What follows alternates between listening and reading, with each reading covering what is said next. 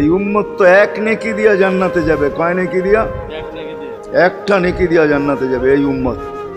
অন্য উম্মতের কথা জানি না আমি, এই উম্মত এক নেকি দিয়া জান্নাতে যাবে।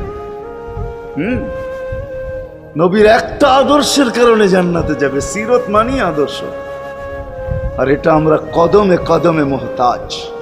কেননা এই ছোট জীবনটা যদি গ্রহণযোগ্যতা পর্যন্ত পৌঁছাইতে হয় আল্লাহর কাছে, চাই নারী হই, চাই যুবক হই, চাই বৃদ্ধ হই, যেই মানুষই হই না কেন, যেখানেরই হই না কেন, যেই বাসারই হই না কেন, যেই বর্ণেরই হই না কেন, যেই পেশারই হই না কেন, যেই সোসাইটিরই হই না কেন, এই জীবনটাকে যদি গ্রহণযোগ্যতা পর্যন্ত পৌঁছাইতে হয় কার কাছে? দুনিয়া আলাদের কাছে না, মালিকের কাছে, যিনি এক ফোঁটা পানির থেকে অস্তিত্ব দিছেন, যার কাছে আবার আমাদেরকে ফিরা যেতে হবে।